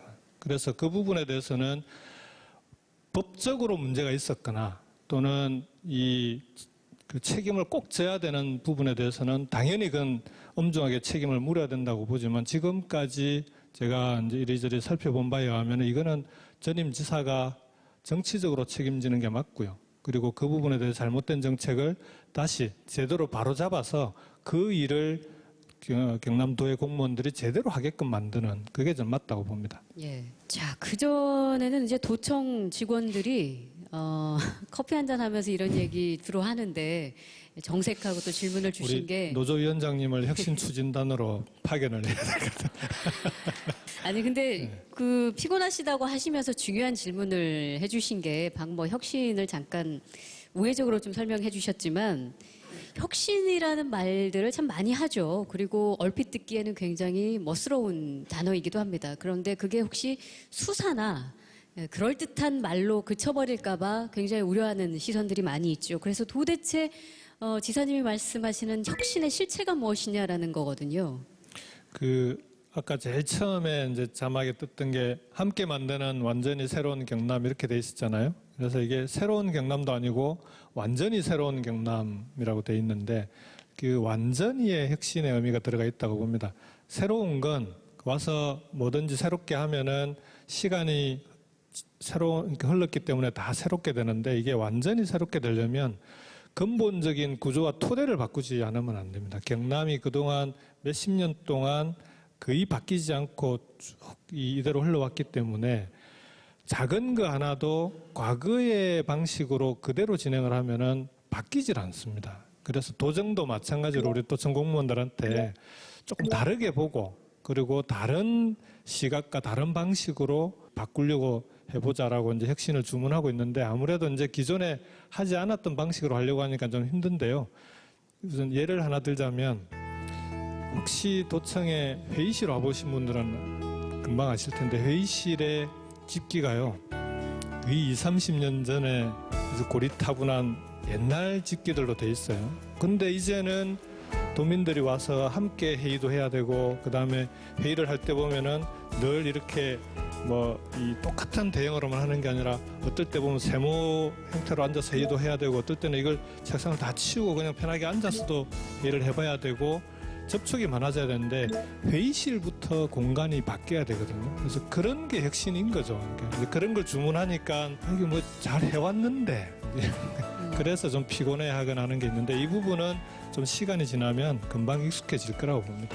기존의 관성으로 혹은 관행적으로 해왔던 것들에 대한 발상의 전환 아주 기본은 거기서부터가 혁신이다라는 지금 말씀해 주신 거고 바꾸고 나면은 왜 혁신해야 됐는지를 금방 피부로 느낄 거다 저는 그렇게 생각합니다. 근데 이 질문은 좀 깊게 들어갔어요. 간부는 왜 혁신에 빠져 있나? 간부가 되면 참 많이들 혁신 이야기를 하거든요. 그 부분은 이제 이해는 합니다. 근데 실국장님들에 대한 얘기인데 이제 실국장님들이 가장 늦게 바뀌어요. 중간 혁신을 해보면 혁신한다고 일이 주어지면 그 일이 어디로 가냐고 그러면은 6급, 7급 하위직한테 제일 먼저 가거든요. 그러면은 하위직들이 이 일을 해야 되는 사람들은 혁신한다고 일을 하면은 일이 많아져요.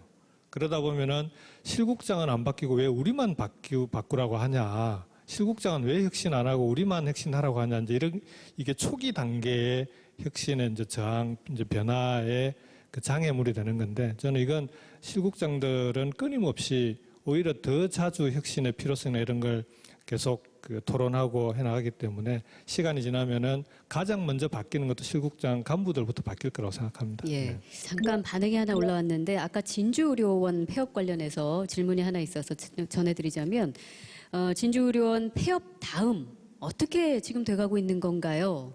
올려주셨어요. 네, 진주의료원이 이제 서부청사가 됐거든요. 경남도청의 서부 지역을 담당하는 서부청사로 완전히 개조를 해놔서 그 서부청사를 다시 진주의료원으로 되돌리는 것은 불가능합니다. 비용도 너무 많이 들기도 하고. 근데 서부 경남에 의료기관이 부족한 건 그건 뭐 부인할 수 없는 사실이기 때문에 다행히 정부에서 거점별로 공공의료기관을 보건복지부가 내년부터 서너 개 군에 하나 정도씩 만드는 걸로 계획을 잡아놔서 그 계획에 맞춰가지고 서부 경남 지역의 공공의료기관이 진주의료원이 있을 때보다 더 많은 숫자가 들어갈 겁니다. 그래서 그건 지금 추진 중에 있다 이렇게 말씀을 드리겠습니다. 이제 우리가 제조업 관련된 일자리 문제부터 시작해서 뭐 의료복지까지 많은 이야기를 나눴지만 또 경남의 한 축을 생각한다면 우리가 지금 농업 이야기를 지금 안 하고 지나갔거든요.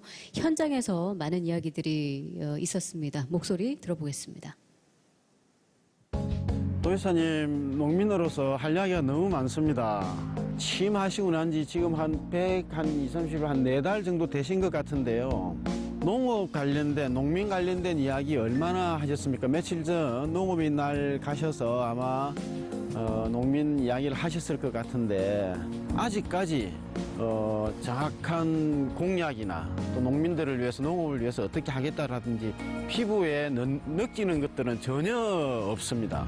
저는 경남의 산적한 문제가 많이 있겠지만 농업 관련된 문제도 도지사님 정확하게 나는 이 문제만큼은 해결하겠다라는 그런 기조가 있어야 됩니다. 그것을 뭐 농특위에서 논의해서 풀어봐라. 물론 그렇게 할 수도 있지만 도지사님이 가지고 있는 정확하게 나는 이 문제는 정말 경남 농정의 문제가 크고 그렇기 때문에 나는 이 문제만큼 내 임기 기간 동안 해결하겠다. 이런 정확한 지점을 가지고 농정을 운영하시는 게 옳겠다. 그렇게 생각하면서 도지사님 건강하시고 우리 농민들과 함께 막걸리 한 잔 먹는 날 기대하겠습니다. 고맙습니다. 귀농하시는 분들은 이민 간다고 생각하시고 오셔야 됩니다. 뭐 하도 안 되면 농사 짓는 말, 그거 굉장히 어려운 말입니다. 주로 도시에서 떨어먹고 온 사람이 많이 있습니다. 떨어먹고 온 사람들 깨먹고 이야기하면 많이 있는데. 안녕하십니까, 김경수 도지사님. 저는 산천군에 12년 전에 귀농하여 현재 농사를 짓고 있는 이영재를 합니다. 현재 산천군 같은 데는 인구가 한 3만 6천 정도밖에 안 되는데 사실 창원에 한 동밖에 안 됩니다. 동밖에 안 되는데 여기는 어린애 안 낳죠. 나이 많은 사람 다 돌아가시죠. 귀농 기준을 여기서 안 되고 오면은 군 자체가 없어질 경우도 있습니다. 앞으로 20년 후에는 그거를 지금 20년 후를 대비해가지고 귀농 기준들을 많은 산청에 유치시게 됩니다. 그거는 군비 가지고는 작습니다. 우리 산청군 탱 열악합니다. 아무 재원이 없으니까 도에서 지원해 늦으면은 여기에서 살아날 방법이 없습니다. 귀농 기준 교육을 시기도 책 보고 대학 교수들이 오는 교육은 그런 헛당입니다. 아무도 안 듣습니다. 중도자입니다. 실제로 농사짓는 오미자 밭이라든지 우리 그 딸기 밭에 가가지고 같이 도둑을 가면서 그렇게 해야 그게 바로 교육인데 책 보고 하는 교육은 하나만 합니다.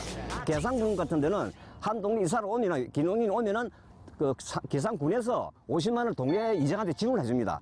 그거를 가지고 전치도 하고 그 서로 협업을 하는 겁니다.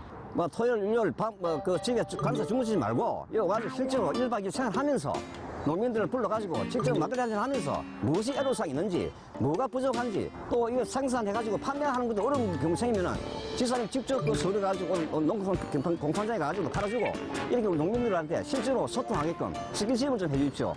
아니 선거 유세할 적에 뭐 악수 한번 했죠. 민주당 그거 이거 달고 그때 악수 한번 했습니다. 악수를 해보니까 정이 가더만 악수해보면 압니다. 와, 우리 아버님은 말씀이 빠르셔갖고 자막을 필히 넣어주셔야 될 것 같습니다. 자, 질문에 주말에는 제발 관사에서 주무시지만 말고 서울 공판장이라도 가셔서 물건도 좀 팔아주시고 좀 그거 가능하겠습니까? 지금 사실 주말에는 재판 때문에 서울을 올라요. 관사에서 자지를 못합니다. 근데 뭐 공판장 가서 서울에 물건 팔아주고 이런 제가 가서 파는 것도 뭐 홍보에 필요하면 하겠지만 그것보다 중요한 게 박원순 시장님 지난번에 경남 오셨을 때 경남의 농산품 수산품을 서울의 공공급식에 제공할 수 있도록 그렇게 해서 공공급식 플랫폼을 같이 만들기로 했습니다. 그래서 서울에 그런 걸 통해서 실제 경남의 농수산물이 좀 전국으로 우선은 경남에서 소화되고 남는 건 전국으로 갈 수 있도록 그렇게 구조를 만드는 게 훨씬 좀 중요하지 않을까. 공판장 가서 물건 파는 건 꼭 하도록 하겠습니다. 그 질문 속에는 그 전에 또 질문을 해주신 분처럼 좀 자주 얼굴 비춰주시고 스킨십 좀 해주십시오. 그러면서 막걸리 한 잔 좀 같이 합시다 하면서 사실은 그 전국 농협 회장님하고 이게 경남에 있는 농협 관계자들 그때 몇백 명 됐는데 그 자리에서 말씀하신 내용들 다 얘기했거든요. 농민소득 보장, 그다음에 농산물 최저 가격 보장, 뭐 농민 수당 이런 거 다 얘기했는데 농민들에게 필요한 정책은 꼭 하게 돼 있습니다. 해야 되고. 농어민 특별위원회 그런 데서 뭐 논의하는 걸로 되냐 이렇게 말씀하셨는데 중요합니다. 그걸 어떻게 실행할 건지는 농어민들이 직접 함께 논의하고 그 현장의 목소리가 반영이 돼야 되거든요. 그래서 조금 더디더라도 제대로 할 수 있도록 그렇게 나가고 있다 이렇게 말씀을 드릴게요. 예.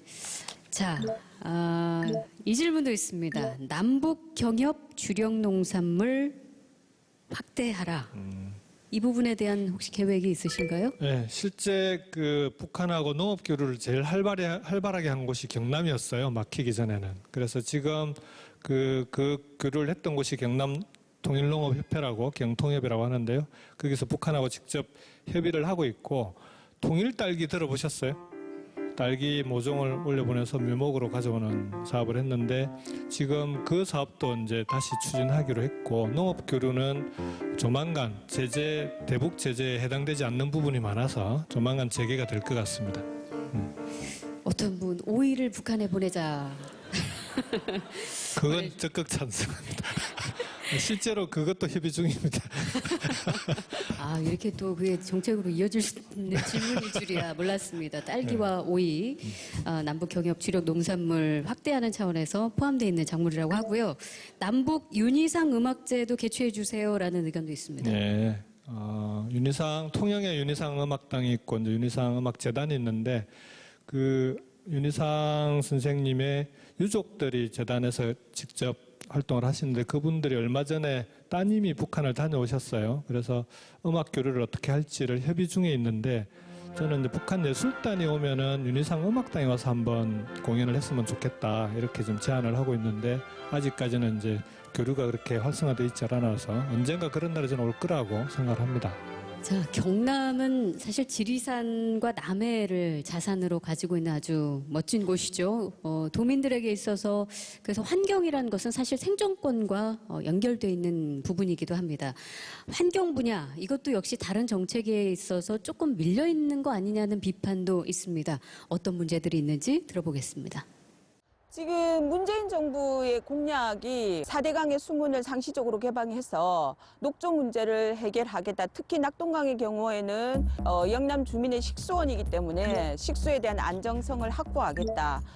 그럼에도 불구하고 이 수문 개방이 지금 상시적으로 이루어지는 것이 아니고 여름에 특히 녹조가 빈번하게 발생하는 여름의 경우에 수문이 열리지 않고 겨울에 지금 수문이 열리고 있는 상황입니다. 그렇기 때문에 지금 제대로 공약이 이루어지고 있지 않은 그런 상황이라고 할 수 있겠습니다. 내년에 수문 개방으로 인해서 피해가 발생하는 농업 용수의 문제, 이것은 시설 개선을 통해서 일단은 보완을 하겠다라고 약속을 하고 있습니다. 그리고 실제 예산 반영 작업이 이루어지고 있고요. 그런 차원에서 본다면은 내년의 경우에는 우리 김경수 지사님께서 농업용수의 문제, 그 다음에 식수의 문제, 이 두 가지 문제를 동시에 해결하면서 수문을 개방할 수 있는 그런 해가 될 수 있을 거라고 생각합니다. 이런 측면에서 좀 경남도민의 도지사로서 좀 결단을 내려서 이 정부에게 문재인 정부의 함안보, 합천보 수문 개방에 대해서 건의를 해주는 그런 결단 있는 정책을 펼쳐주셨으면 좋겠습니다. 일부 개방한 지역도 있습니다. 뭐 영산강이나 맞습니다. 금강 같은 경우에. 근데 수문을 개방하고 나서 녹조 현상이 좀 사라지는 걸 확인했다. 이런 이야기가 있는데 왜 경남은 안 하느냐? 예, 그런 질문이거든요. 이제 보를 개방해야 된다고 하는 건 저도 도지사 취임 이후에도 보 수문 개방에 대해서는 입장을 밝혔고 정부에도 그 국회의원 시절에도 협의를 해서 가능한 적극적으로 하자고 해왔던 겁니다. 다만 이제 이런 식수구 문제를 빨리 해결할 수 있는 방안을 만드는 게 중요하고, 두 번째는 주변 농경지에 이 지하수가 부족해진다라는 것 때문에 주변에서 이제 농업하시는 분들이 반대를 하시는데 이 문제에 대해서 피해가 실제로 얼마나 있는지 거기에 대해서 대책을 세워서 보를 열어야 되니까 이 두 가지 문제를 어쨌든 빨리 해결할 수 있는 대책을 정부하고 함께 만드는 게 제일 중요합니다. 지금 진행 중이신가요? 보 수문 개방은 반드시 할 거고요. 예. 이걸 최대한 빠른 시일 내에 시간을 당기는 게 지금 과제다 이렇게 말씀드리겠습니다. 예. 지사님, 나는 안 보이는데 지사님 뭐 보이시겠죠? 예, 저는 김희시 신공항 반대 대책이 내동 위원장 찬성입니다. 성함은 찬성이네요. 성함은 찬성이네요. 이름은 어른이 찬성으로 지어주시지만은 나름 또 반대도 많이 합니다. 김해 신공항 확대, 그러니까 우리는 신공항이라고 하진 않습니다. 공항 확대를 반대하는 내동 주민 서찬성입니다. 우리 지사님이 국회의원으로 계실 때 들으시고 또 공감을 하셨겠지만은 이거 비행기 문제가 상당히 좀 큽니다. 이게 소음이 지금 혹시 들리는 거나 모르겠습니다만 이런 소음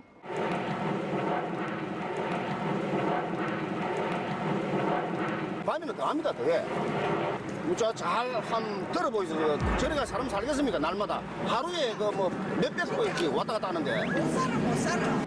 텔레비를 못 본다. 뭐 말소리를 뭘로 들었어? 김경수 도지사님도 길 있으니까 들리겠지. 왜 안 들어? 안 듣겠습니까? 귀가 있는데. 그쪽에는 모르겠다. 안 들린다.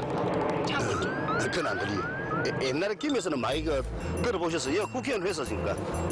도지사 가시기 전에 우리 내동에 국회의원 했었죠. 김지사가. 네. 맞아, 그럴 때 들었거든. 그치? 좀 잘못하게서 안 들리기만 좀 해줬어.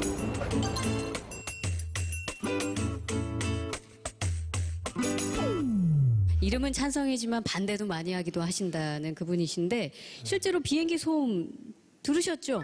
네. 귀가 있으면 들으시겠지 하셨잖아요. 예. 여기 김해에서 오신 분 계신가요? 네, 많이 계시네요. 실제로 심합니다. 그다음 아까 말씀하셨던 우리 서찬성 회장님은 오랜만에 뵙는데 찬성이 아니라 반대를 많이 하시는 분이긴 합니다. 실제 김해에 지금도 비행기 소음이 심하거든요. 근데 김해 신공항이 확장되면 지금보다 그 소음 피해 지역도 내외동이라고 돼 있는데 거기서 제가 살던 장유 지역도 피해 지역으로 확대가 되고 그 다음에 지금보다도 훨씬 피해 소음 정도도 심해지기 때문에 이 문제는 근본적인 해결책이 없으면 신공항 부분에 대해서는 신공항을 어떻게 할 건지에 대해서도 재검토가 필요하다. 이게 이제 저희들 입장이고 그래서 지금은 어떻게 하고 있냐 그러면 부산, 울산, 경남이 공동으로 신공항 정책 검증단을 만들었어요. 그래서 그 검증단에서 정부 국토부에서 추진하고 있는 사업 계획이 이런 문제들을 실제로 해결 가능한 대책으로 하고 있는 건지 그중에서 제일 중요한 게 저는 소음도 중요하지만 안전 문제입니다. 근데 정부의 계획대로라면은 이 김해 방향의 산을 깎지 않으면은 안전 문제가 확보가 안 되는데 지금 계획으로는 산을 안 깎는 걸로 돼 있거든요. 그래서 이런 문제까지도 다 검증을 해서 그 결과를 국토부에 맡기면은 못 믿잖아요. 그래서 지금 국무총리께 총리실 산하의 검증위원회를 만들어서 이 검증한 결과를 가지고 최종 결론을 내려달라 이렇게 해놓고 있습니다. 장유 소각장 증설 반대권으로 지금 굉장히 촛불 집회까지 하고 계신 분이신가 봐요. 그래서 이거는 환경 문제도 있지만 민주적이지 못한 독재적인 시정도 간과 못할 큰 문제입니다. 이거 어떻게 해결하실 건지. 청문회 맞네요. 이게 사실은 장유 소각장은 도 사업은 아니고 이제 김해시 사업입니다. 김해시에서 추진하고 있는 사업인데 그러니까 찬성 반대책이 나눠져 있고 그 다음에 이게 이제 소각장을 옮기는데 비용이 많이 드니까 그걸 이제 비용 문제를 가지고 김해시에서는 환경부의 예산 지원을 받아서 여러 가지 환경적으로 환경상 문제가 되는 그 해소하면서 조금 추진하겠다는 거고 반대하시는 분들은 소각장 이전이 공약이었으니까 지켜라 이런 건데 이 부분은 저는 이제 김해 시장님께는 시민들의 공론을 모아서 시민들이 스스로 결정하게 하는 게 맞다. 그렇게 추진하는 게 옳지 않겠느냐라고 말씀을 드렸고 김해 시장님도 그런 그 절차를 밟으려고 하셨는데 그게 좀 지금 여의치 않은 그런 상황으로 알고 있습니다. 네. 자, 제가 초반에 저 뒤에 있는 저분이 김해 시장님이십니다. 예. 굉장히 발빠르십니다. 자, 한국고용정보원 발표에 의하면 2018년 기준으로 지방 소멸 위험 지역 89곳, 그중에 경남은 하동, 고성, 의령, 남해, 합천 이렇게 5군데가 포함이 돼 있습니다. 인구정책과 더불어서 중소도시에 여러 가지 문제들이 있는데요. 저희가 영상으로 한번 담아봤습니다. 예, 지사님 안녕하십니까. 합천군 행정과 인구정책계장 이남석입니다. 한국고용정보원에서 발표한 한국의 지방소멸 보고서에 의하면 합천군은 소멸 고위험지역에 분류되어 있고 2017년도 합계 출산율이 0.84로 도내 군부에서도 가장 낮습니다. 인구 증가 부분은 지금 당장 실행할 수 있는 사업도 아니고 또 지역의 제반 여러 여건들이 갖추어져야만 또 유입 인구가 늘어날 걸로 그래 알고 있는데 경남도 차원에서 인구 증가 지칙 및 저출산 극복의 해결 방안에 대해서 지사님께 그 해법을 묻고 싶습니다. 자, 우리 지사님 정말 이 절박합니다. 아시다시피 우리 서부 경남에는 인구가 그래도 한 100만 이상 되거든요. 인근 다 합하면은. 그래서 지역 주민의 수건 사업도 있지만 국가 균형 사업 발전 면에서도 서부 경남 KTX는 빨리 조기 착공되어서 개통이 돼야 된다고 생각을 하고 있습니다. 현재 서부 경남 KTX 착공이 어느 정도까지 진척이 되고 있는지 궁금합니다. 반갑습니다. 저는 밀양 의열기념관 화계연구사 이준솔입니다. 인적에 보이는 의열기념관 같은 경우에는 의열 투쟁을 주제로 해서 우리나라에서 처음으로 건립된 유일한 기념관이 의열기념관이 되겠습니다. 내년도가 이제 의열단 창립 100주년이 되는 해이긴 한데 여러 가지 행사를 준비하다 보니까 많은 지원이 필요한 그런 상태입니다. 그래서 이제 도에서나 또 국가에서나 많은 도움을 주시면 좀 더 행사가 풍성하고 뜻깊은 행사가 되지 않을까 그런 생각을 가지고 있습니다. 강복군이 일제와 싸울 때 굉장히 힘들 때마다 불렀던 노래가 강복군 아리랑이 있는데 그 원조가 바로 밀양 아리랑입니다. 혹시 그 아리랑 한 소절을 모르시면 밀양 올 자격이 없으신 거고 부르시면 오시는 걸로 그렇게 알고 저희들은 모든 행사를 그렇게 준비하도록 하겠습니다. 어떻게 의학이 있으신가요? 아니, 그 노래 안 불러도 갈 거거든요. 네.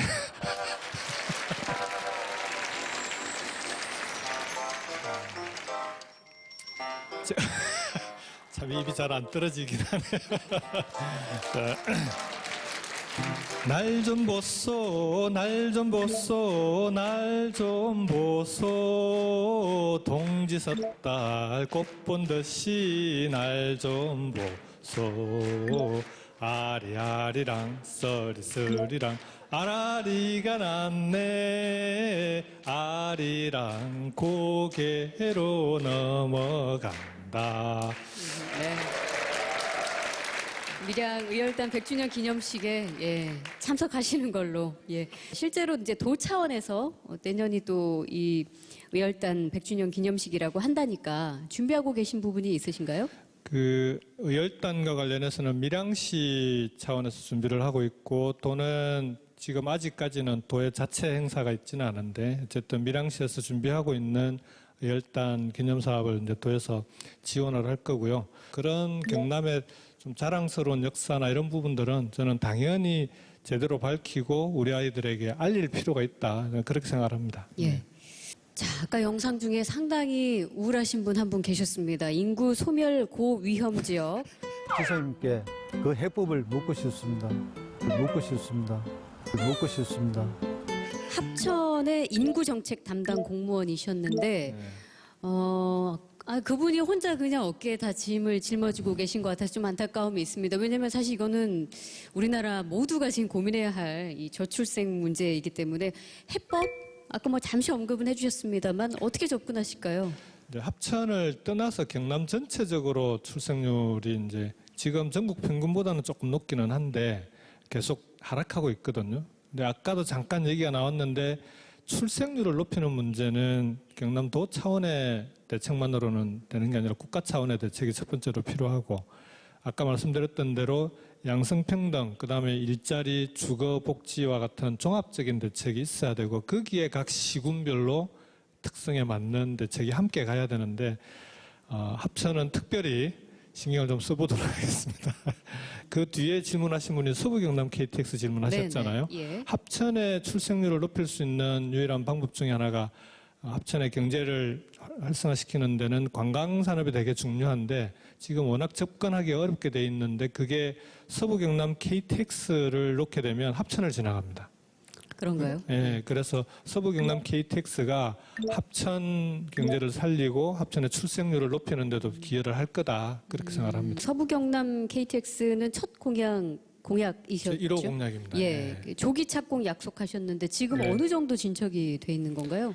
원래 정부에서는 정부 재정 사업을 하지 않겠다라고 했었는데 일단 정부가 국가 사업으로 하겠다라는 건 약속을 했고요. 예. 근데 그걸 이제 기존 방식대로 하게 되면은 또 예비 타당성 조사부터 조사하고 또 기본계획 세우고 실시 설계하고 이렇게 하면은 시간이 엄청 걸리거든요.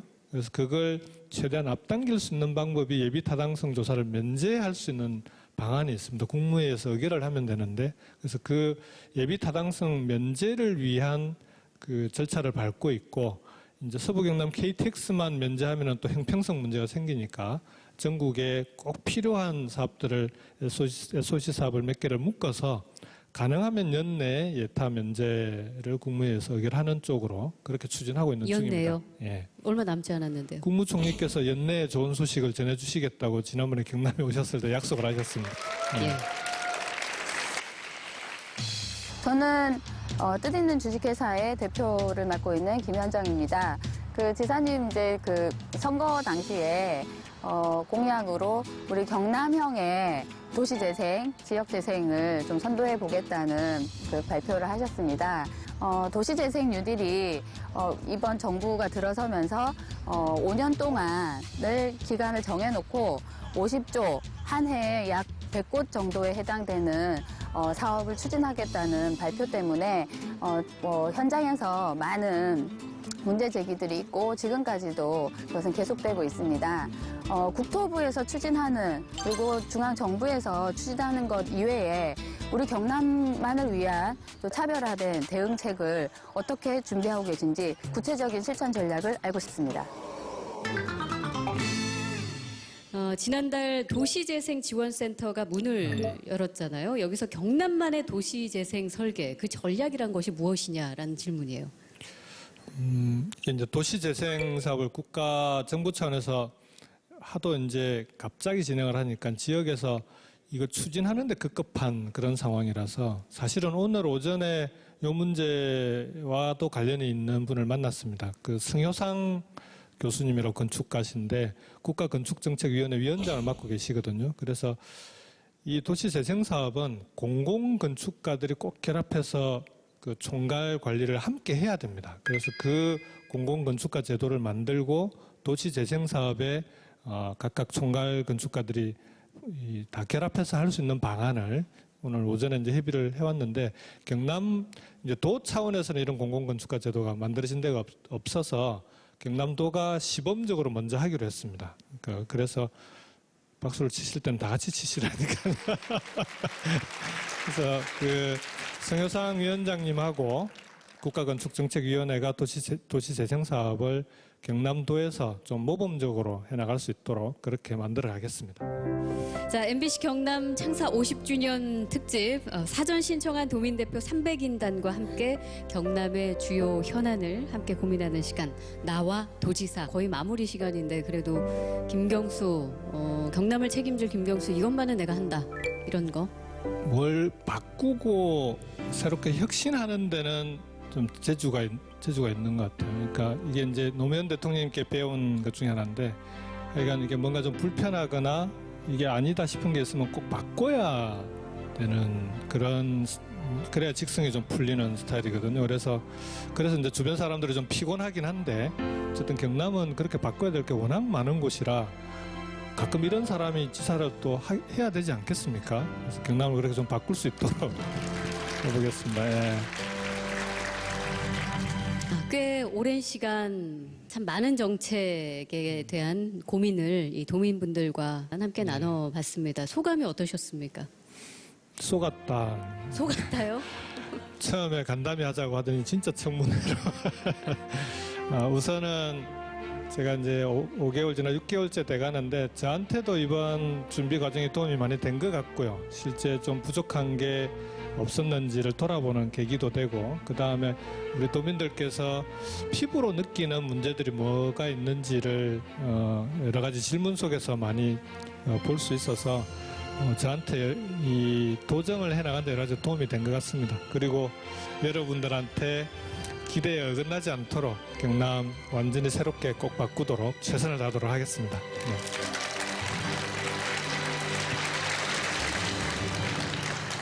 네, MBC 경남 창사 50주년 특별 기획으로 마련한 나와 도지사, 정말 장시간 함께해 주신 우리 경남 도민 대표 300인단 여러분들께 진심으로 한 가지만 감사하다는 말씀을 드립니다.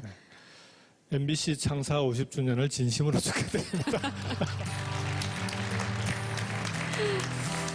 네, 함께 만드는 완전히 새로운 경남, 모두가 주인이고요. 또 실행자이며 또 수혜자가 되는 그런 경남, 도민들이 참여를 좀 더 활발하게 할 수 있고 또 그런 참여가 당연해지는 정치 문화의 변화도 역시 기대해 보겠습니다.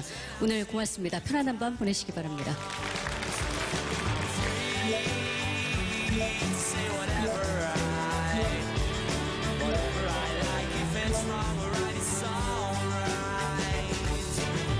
김경수 도지사님도 저한테 좋아요와 구독 부탁드릴게요. 선대책 그리고 보호 개방을 폐암 쓰레기 문제 어떻게 해결하실지 차를 세워야 할까요? 벌금을 먹어야 할까요? 낙동강에서 계속 이게 뭐 살아야 하니까 김경수 도지사님